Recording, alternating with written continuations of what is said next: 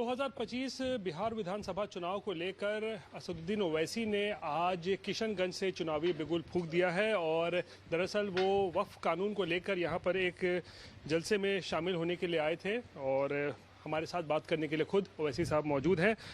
ओवैसी साहब, क्योंकि बिहार में इस साल चुनाव भी होने हैं 6 महीने के अंदर में, क्या लगता है ये वक्फ को लेकर जो नया कानून बना है उसके बाद बिहार जो है वो पहला टेस्ट होने वाला है सभी राजनीतिक दलों का इसको लेकर?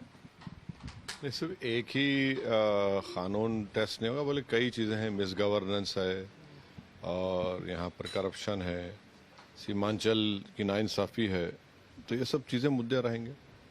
क्या लेकिन लगता है, क्योंकि वक्फ एक बहुत ज्वलंत मुद्दा रहा है देश में भी, बिहार में खासकर मुस्लिम आबादी भी यहाँ बहुत ज़्यादा है सीमांचल क्षेत्र में, तो नीतीश कुमार, चिराग पासवान जैसे पार्टियों ने जो उसका समर्थन किया है, तो आपको लगता है कि ये सब एक मुद्दा बड़ा हो रहा है? नहीं, अगर नीतीश कुमार, चिराग पासवान, कुशवाहा, चंद्रबाबू नायडू और कुमारस्वामी और अजीत पवार के एमपी सपोर्ट नहीं करते तो ये कानून बनता ही नहीं।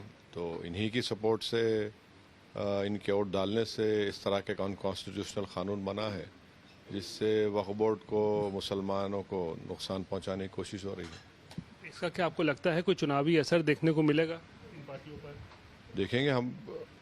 पूरे इंडिया में ये कानून नाफिज बनाया गया है, तो एक पूरे पैन इंडिया में जाहिर है मुसलमानों को तो अपोज करना ही है, और all India Muslim personal law board के तहत हम लोग प्रोटेस्ट कर रहे हैं। तो देखेंगे क्या होता है। पॉलिटिकली इसका जवाब देना बहुत जल्दी हो जाएगा। नीतीश कुमार जो अपने आप को एक सेक्युलर नेता के रूप में प्रोजेक्ट कर रहे थे इतने सालों से, इस बिल का समर्थन करने का लगता है मुस्लिम समाज में भी इसको लेकर नाराजगी कुछ ज़्यादा है? नीतीश कुमार को मैं शुरू से कह रहा हूं कि वो, आप मेरे स्पीचेस उठाकर देख लीजिए।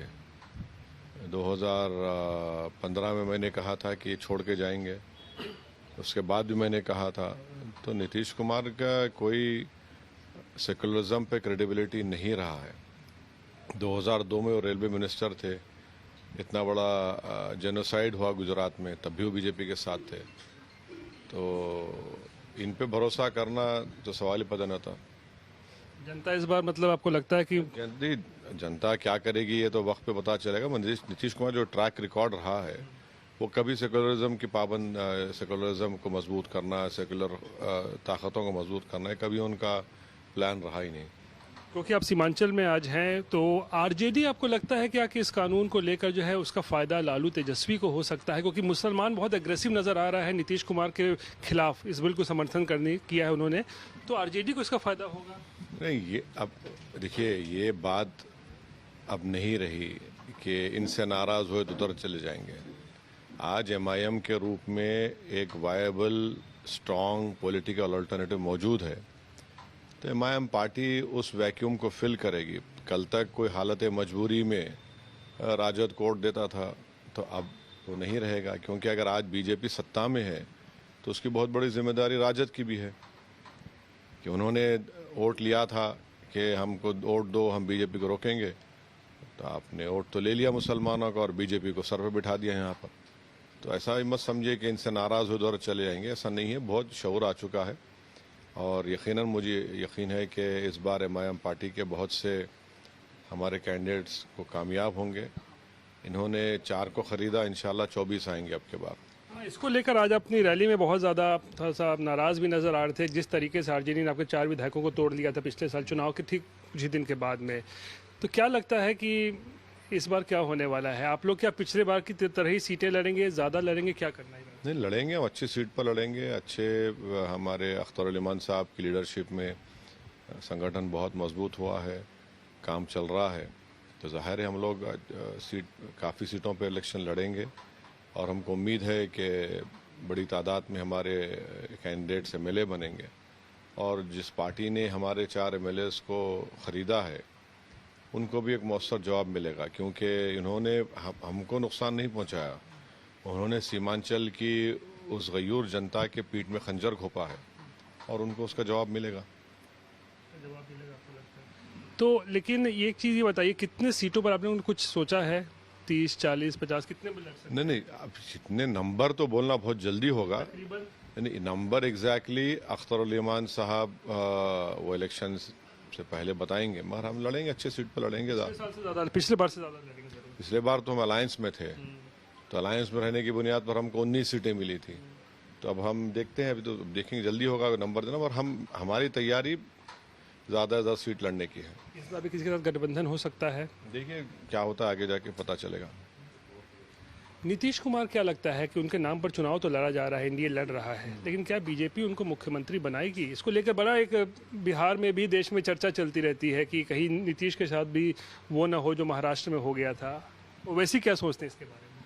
नहीं, मेरी सोच सिर्फ यही है कि मैं किस तरह अपने पार्टी कैंडिडेट्स को कामयाब करूं।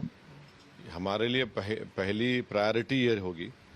अब उसके बाद देखते हैं, ये नीतीश कुमार हमारे लिए प्रायोरिटी नहीं। नीतीश कुमार, राजद को, बीजेपी को हराना ही हमारे लिए प्रायोरिटी है। बी टीम का तमगा हमेशा आपको लगता है, फिर बोलेंगे कि आरजेडी बोलेगी कि आप तो आ गए हैं, अब आप बिहार। कोई बात नहीं, बोला जाए ना, हमको क्या फ़र्क पड़ेगा? कोई फ़र्क नहीं पड़ता। आप हमारे एमएलएस को 4 को ख़रीद लिए, तो आप कौन सा काम किए? 4 को आपने ख़रीद लिया तो उन्होंने क्या किया सीमांचल में? कौन सा डेवलपमेंट का काम करवाए? कौन सी नाइंसाफ़ी को रोका आपने? कौन सा प्रोटेस्ट किया आपने? जब सैलाब आया तो कहाँ नज़र आया आप? तो हमको कोई फ़र्क नहीं पड़ता। तेजस्वी को एक पोटेंशियल सीएम कैंडिडेट या सीएम के रूप में आप देखते हैं क्या? नहीं देखता हूँ। इन कारणों से? नहीं, कई कारण हैं। वो गया ज़माना कि कोई बाप का बेटा आ जाएगा तो वही बाप की तरह होगा। वो गया ज़माना, भारत बदल चुका है, हम इसको बात को मानते नहीं। और भाई वो क्यों लीडरशिप करेंगे? हमारी अख्तर उल ईमान करेंगे लीडरशिप, हमारे तौसीफ आलम साहब लीडरशिप करेंगे। हम कब तक सेकेंडरी और रोल अदा करेंगे? उनके पीछे हाथ झुकाकर, सर झुकाकर कब तक खड़ेंगे? नहीं देंगे। हम आगे बढ़ेंगे, अपनी लीडरशिप बनाएंगे। परिवारवाद को लेकर आप भी मतलब नाराज दिख रहे हैं? नहीं, आपने कहा कि भाई उनकी किस बुनियाद पर आप ये कह रहे हैं मुझे नहीं मालूम, और आपका राइट है, आप जर्नलिस्ट है। मेरा मानना ये है सीएम पोटेंशियल नहीं है उनके अंदर। मैं नहीं मानता ना, मैं नहीं मानता उस बात को, मैं नहीं मानता उस बात को। ज़रूरी नहीं है कोई मानो, मैं नहीं मानता उस बात को। आपने पिछले मर्तबा क्या किया? आपने कैसा हुआ फिर वो?